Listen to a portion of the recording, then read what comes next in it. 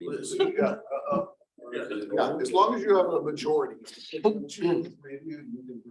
Okay. And we can meet. You can meet. I get the color. So should I call? Sure. since I'm the Sure. guy here, let's call the meeting to order. It is 2:02 in the afternoon on December the 6th. Meeting of the Measure A Oversight Committee looking to work on the agenda that we have in front of us.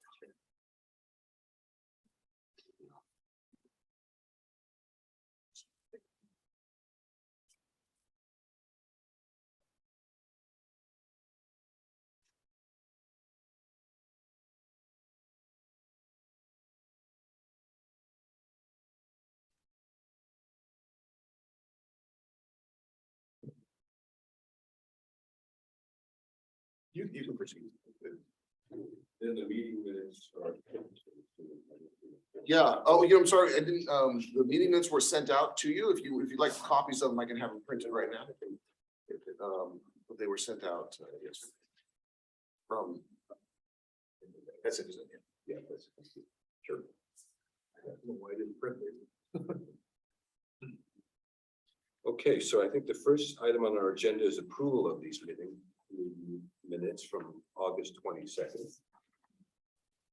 You know, she said minute, you have a copy as well. I read over it. I'll make a motion that we accept the minutes from the April 22nd meeting. Okay. Glance. Okay, and I second that, so all in favor? Aye. None. Okay, the second item on the agenda is review the fiscal year 22-23 draft audit report. I'm gonna turn that over to you, Jeff, and. Yeah, thank you much. So one, as you recall, back in, when we met in August, we had, the auditors were scheduled to come to the district. I think September 12th, 13th, Monday and Tuesday. And they in fact did, and the audit field work went fine. But at the time, and actually at your August meeting, we knew that was gonna be scheduled, and we scheduled the date in October. And we thought we'd have the draft audit available, and then this today's meeting could occur. However, when the auditors were here in August, sorry, September, we learned that they were pretty backlogged, they had some staff shortages, and they expected it to be later, like in November. And so we contacted you, and we postponed that to like about a mid-November date. And then as the weeks went by, we really didn't have any audit issues. It's just the materials weren't available from the audit team until actually just this last Friday. So we have this audit item on the board of directors agenda for tonight. So tonight, the board of directors is expected to accept the audit. And when that information was made available to the board, I had Carrie send it out to the Measure A Oversight Committee. And then we started working on scheduling this meeting, and it just so happens that today's meeting got scheduled the same day that the board will consider the audit presentation. But the audit's complete. I would, you're welcome to either attend or observe or later go back and watch the audit presentation on YouTube, because all of our meetings are recorded and broadcast on YouTube through our website. That'll be available like by tomorrow or this week, hopefully. And then that'll be complete. I think this was the last item that we really wanted to have complete before this this committee concluded its annual work of drafting report. So this item is prepared. We sent a link to you. The whole audit report is kind of like a 60-page document. Much of it doesn't pertain to the Measure A parcel tax. So we recommended that you look at page 13, which was separately provided because it does break out, I believe, the Measure A parcel tax income. It does. And for the last fiscal year, the fiscal year that we're reviewing, fiscal year 21-22, so that's July 1st, 2021 through June 30th, 2022. we received $495,622 in Measure A proceeds.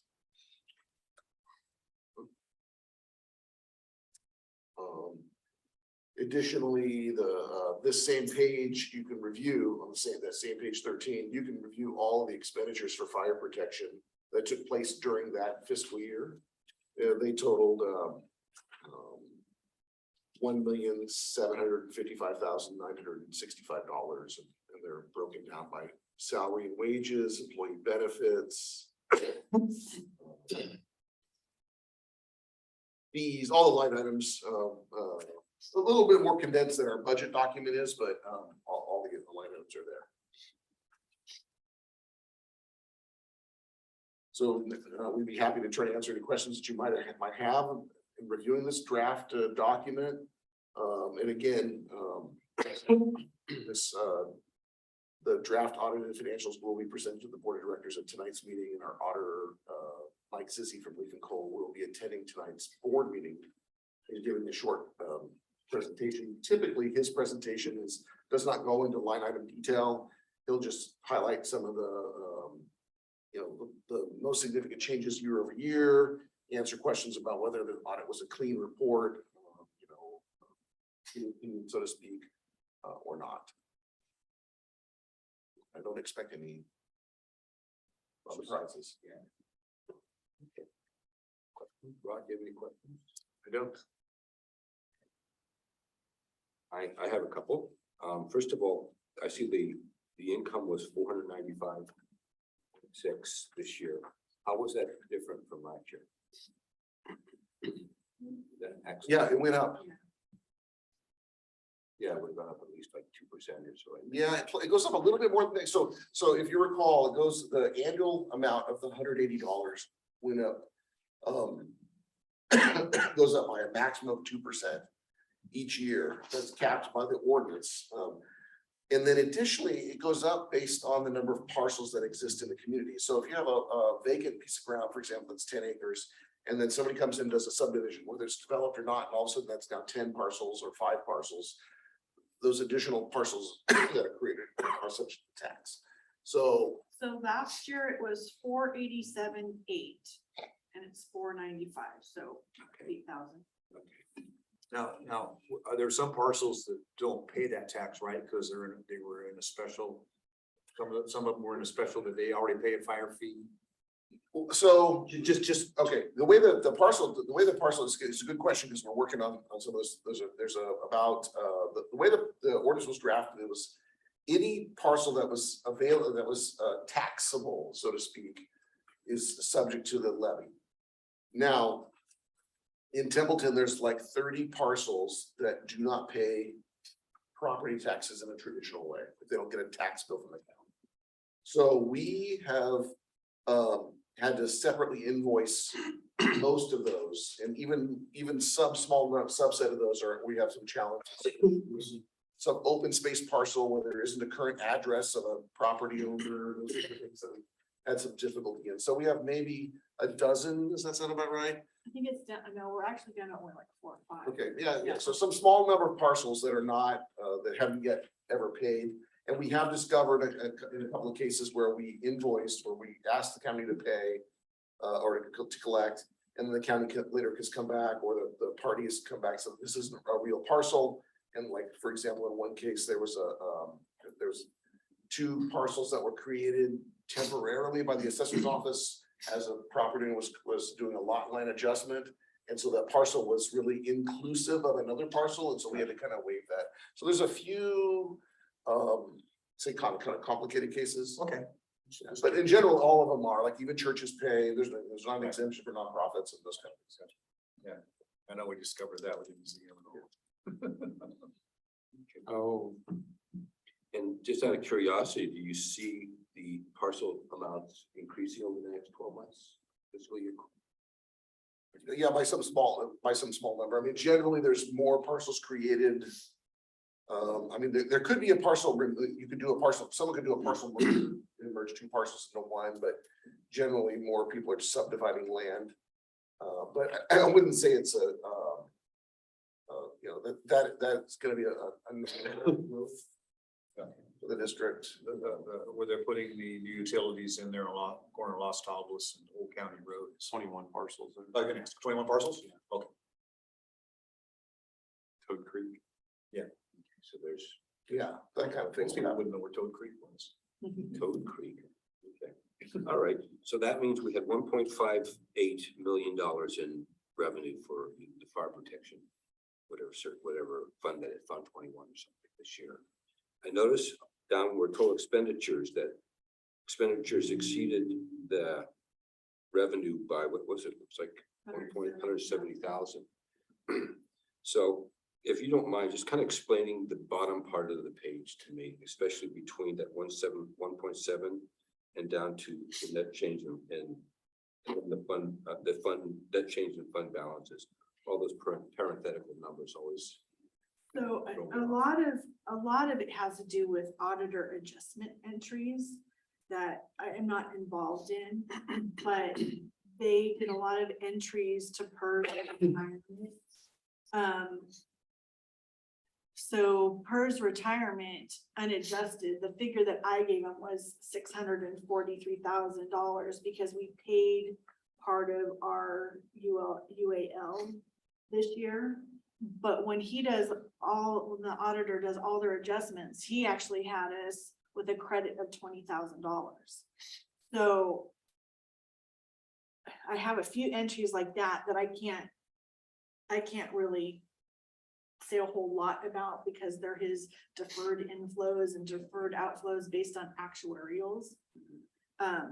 What I can talk about is, I don't know if like for capital outlay, that had to do with work done at the training facility, and there was like $70,000 worth of repairs done to 7195. Vehicle operations, that's gas and repair and maintenance.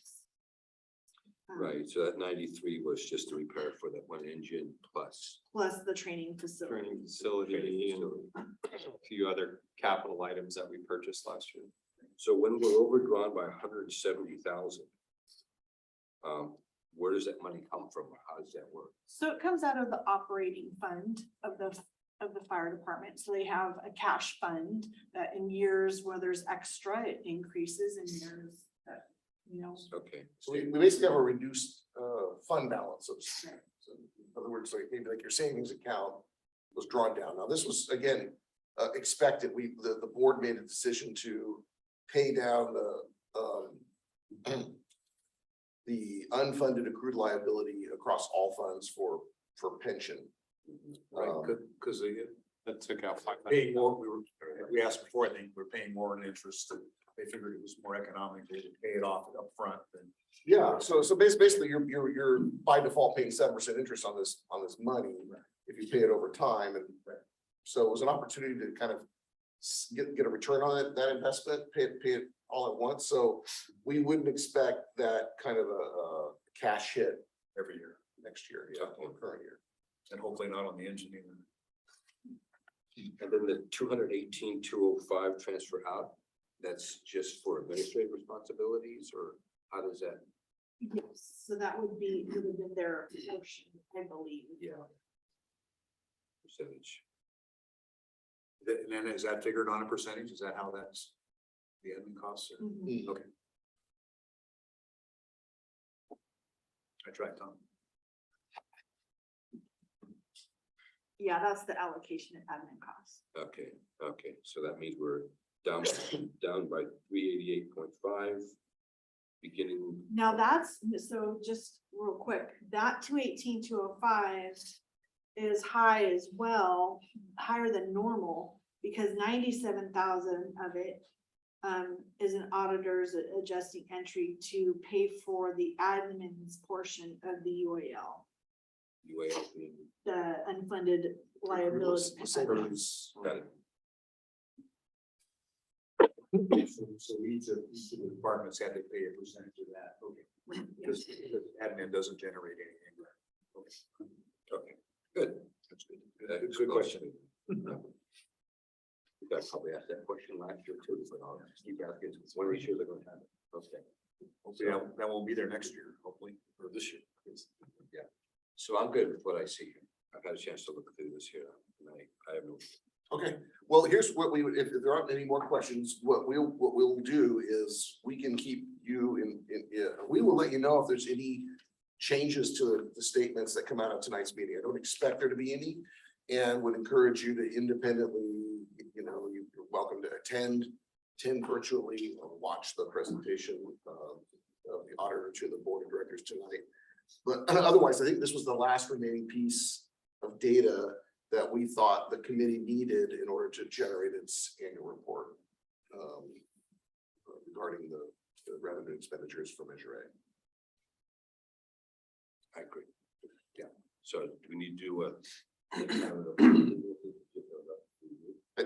I don't think so. I don't think we need to take any action unless you've reviewed it, you have it. And again, if there's, I don't expect anything that's gonna change over the next 4 or 5 hours, but if it does, we'll certainly let you know. Yeah, it would change our recommendation. Yeah, in theory, yeah. Yeah, right. Very good. Jay Crooked. Way. I didn't tell Jeff that. Okay. So. I think this is good, and I'm ready to move forward with just the preparation for the board report that comes in. Next, I don't know how soon you want that, Jeff. Well, so yeah, that's that's on the agenda here. And really, it's really at your convenience. We apologize for taking this long to get this information to you. There's no urgency, but there's also no reason to put it off. We included a link to the report that you prepared last year that went to the board of directors. And I think it's kind of up to the committee on how it wants to prepare one again. I do think it was well received, and the board of directors appreciates the committee's work and review, and I think that's so if there's something similar that the committee wants to prepare, or you want to modify what you have, what was prepared last year, it's whatever's most convenient to you. We can put it on any future agenda. I've kind of just calendared for January, but we could have a meeting as soon as December 20th in 2 weeks. And if it were ready, let's say, within a week, it could get on that agenda if we hold a meeting that day. And we typically hold 2 a month, but occasionally they get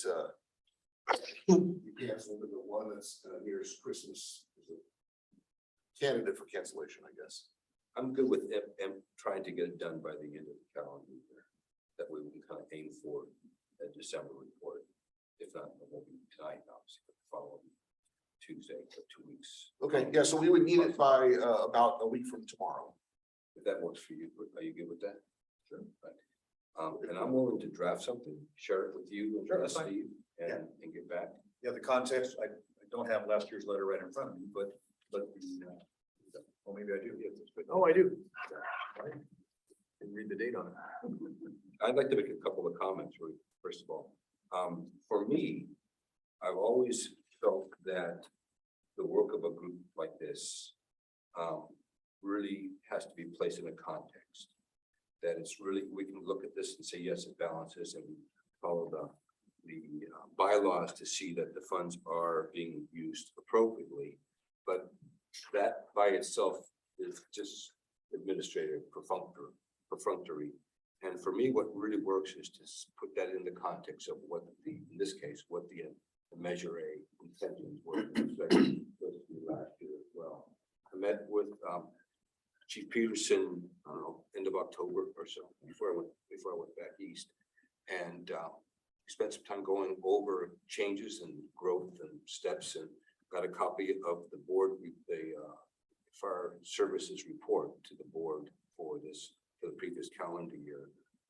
First of all, I'm impressed with the fact that the response times have decreased.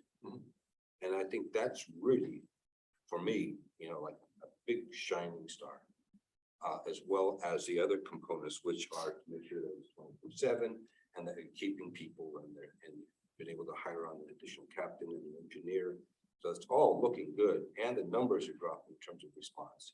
For me, as a citizen, as an independent citizen, that's great. And now when we say that the budget is aligning so that this is making it happen, it makes it all one closed, circle, so to speak.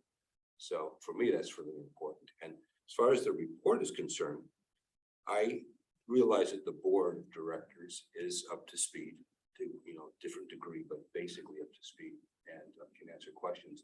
But I also like to create a document that's comes part of the archive that describes what we're seeing, so that if ever there's a question about expenditures and impact of those expenditures, which is really what I'm talking about. Plus the possibility that who knows what the future looks like. We might need to go back to the committee and say, hey, let's try some, we need to look at something. We have at least something, official documents that are board accepted that say, well, let us show you what we got here. And that's really what I would want to do in a report. So in a long-winded sense, I would adjust this, probably slow, condense a little bit, all of the details, but just enough to show what's happening. Like I said, I think that'd be very much appreciated by the board, and they certainly appreciate your the committee members' participation in this process, and really, providing more confidence to the taxpayer that there is some, independent review taking place. Yeah.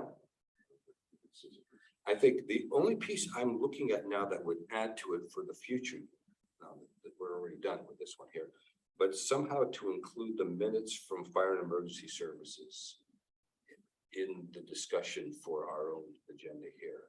I'm not sure exactly how that would look, but for example, when committee meets 3 times a year, 3 or 4 times a year, if there's some way, and I know it's all posted there, but maybe there could be something, an agenda item for our future Measure A, saying, here's an update from fire and community services. Or emergency The services. committee's review of it. Yeah, or its own, report its own, its own minutes, what it's been doing. So that when we look at this year's, okay, what's our report gonna look like? We also have that information in front of us as well. Just to kind of, once again, close the loop and make us all part of that information line. So just something in a future agenda item that says, just quick update from fire and emergency services. That way we have that. for- Yeah, they're all available. So. Yeah. So we could do that as well.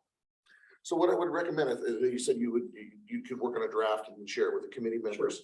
So we have to be careful about doing you could certainly do you can do anything you want outside of the meeting, but as soon as multiple committee members are sharing information outside the meeting, then we have a Brown Act concern. Okay. So we could have one-way communication. In other words, what I would recommend, if you want to get, for example, the other committee members, review of a draft or something like that.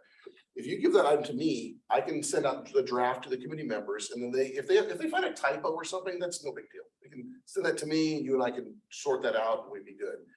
If they find, if there's some sort of material disagreement, or they want to make some change to the report, I don't expect they want to do that. Then I think the committee would need to regroup and have the discussion on that item, because if you were to converse even through emails about some sort of substantial item, it would be in a meeting outside of the meeting. Yes. So, I just want to make sure that the team has a chance to look at it before it goes in. Yeah. That's all. so we can distribute that. Receive any comments, again, if they're like just a simple typo, or there's just like just a little, something like just catching something, then no, that's fine. But if there was gonna be a back and forth, Substantive. yes, Okay. then I would recommend having it in a meeting. But otherwise, yeah, if that's something we want to do sooner than later, if it's done and complete within about by next Wednesday, I think we can get it on the December 20th board meeting, assuming we have one. If not, the board of directors is gonna likely cancel the January 3rd board meeting already, just because of its proximity to the holidays. And so the meeting in January would be on January 17th.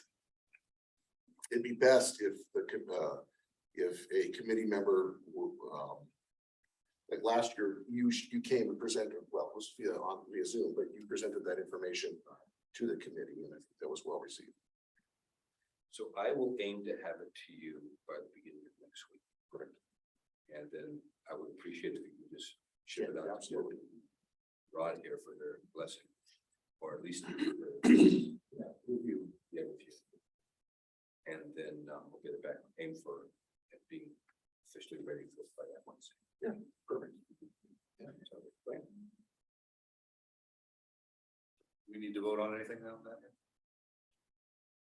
think that just by consensus, we're gonna do it the same way we did last year, sounds like, right? Does that work? Okay. Yeah, make sure. And then we do have a, in case the committee wanted to schedule another meeting, I don't. It sounds to me like there's not a need to do so for the purposes of preparing this report unless there's something comes up in the review of it. And so, excuse me, the committee, may not need to meet again until, next summer after after the review, Unless something, unless something comes up or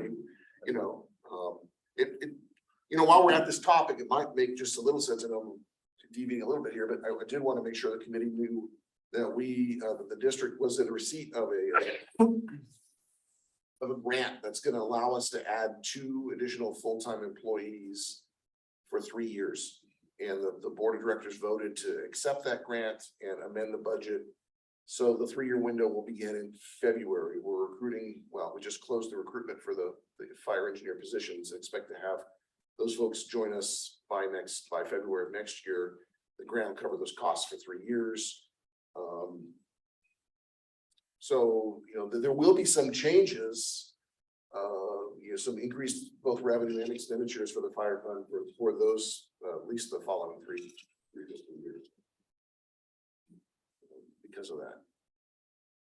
And that grant total for 3 years is roughly around $800,000. what's the name of what's the acronym? Safer.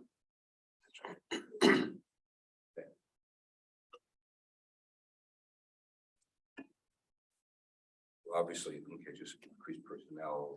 Yeah, so what that'll allow us to do, maybe Chief, you just kind of mentioned right now, just as a reminder, when we implemented Measure A, we've made a couple of staffing tweaks, but we went to having 1 full-time captain on 24 hours a day, 7 days a week, right? With almost over 3 different people, but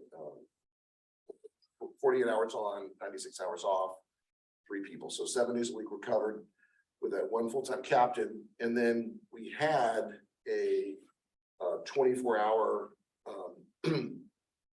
reserve firefighter on also all shifts. About a year ago, we modified that so that one of the 3 shifts was covered by the full-time engineer. And then we have a daytime reserve firefighter. And when we implement this grant, what will end up happening is the daytime firefighter position essentially becomes a full-time engineer. And so we have 2 full-time employees on 24 hours a day, 7 days a week, and 1 reserve firefighter on. Right, so essentially we gain nighttime, we go to a 3rd person overnight.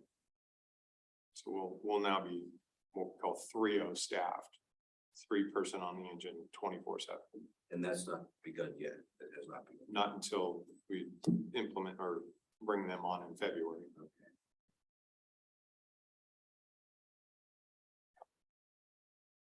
But there's no position, they're open position at this point. There's no subs sitting in those at this point. In those positions, no. Correct. But essentially what we have is the 2 driver operators on the A and C shift. The full-time engineers on B shift. So A and C shift use what we call driver operators.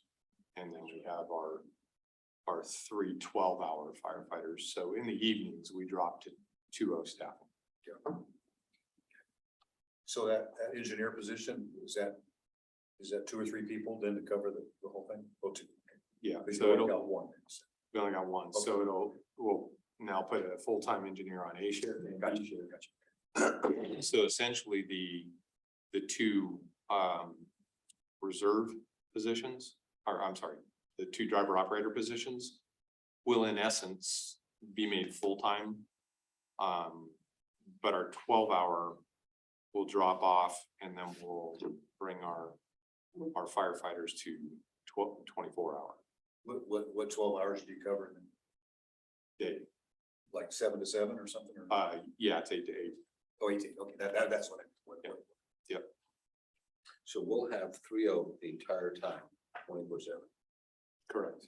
We're funding it to that level. Yes, plus reserves. With a safer grant. Yeah. Yeah. It doesn't mean that every day though, I mean, just like right now, we don't always have, even though we've got a slot for 3, there's sometimes when there's just 2. You know, Yeah, and that's just the nature of the beast sometimes because it's a situation.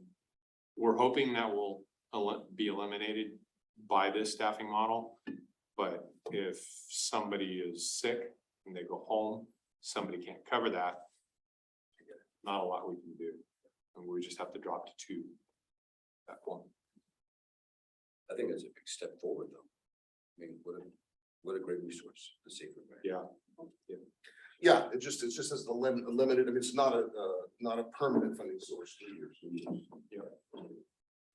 Under that bridge, I'm gonna have before. So didn't do it.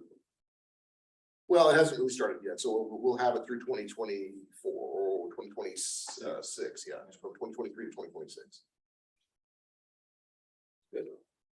So anyways, what you'll see is next year, these costs will be a little higher because we'll have a few months of that in there and the revenue too, and then the following year, a whole year's worth, so you know, that will affect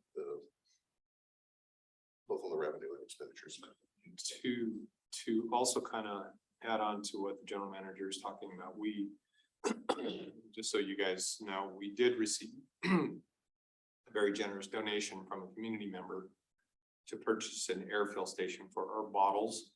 And that was, you know, roughly about $51,000 or $50,000. And then we received 2 more grants, one for $20,000. That will purchase it. That's an OTS grant that will purchase a what we call a combination extrication tool. That will go on our Type 3 engine. And then we received another 50% match grant to buy from it's a CAL FIRE grant, but to purchase PPE. So either some turnouts or medical jackets or something along those lines. We're in pretty desperate need of some turnouts coming up pretty soon. And then next year I'll be submitting for, we still have an AFG grant that is pending right now. We actually, it's $50,000. But it was for an airfill station, which had been already purchased. So I put in a revision to request that we are able to use the money for turnouts. And I'm still waiting to hear on that. I think the longer it goes, the less, you know, confidence I have that we'll get that. But next year I'll put in again for some turnouts and for SCBAs, because our SCBAs are almost at the end of their life.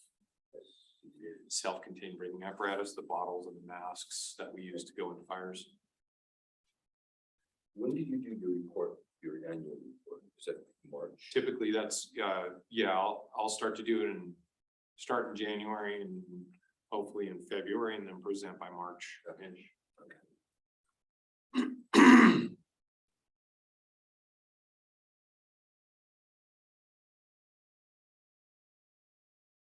Thank you, folks.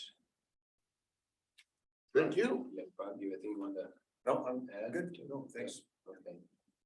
Appreciate what you guys are doing, especially getting the grants and all the support funding. You know, we're always going to be limited by what our revenues, so that's what really help us out. And Natalie, thank you. And I say that because I just know how important it is to have, you know, get good quality information from the financial principles. Understand and see what those questions are that need to be asked. So thank you. Yeah. On that note, you want to do anything else? Meeting adjourned. Thank you. 35. Bill.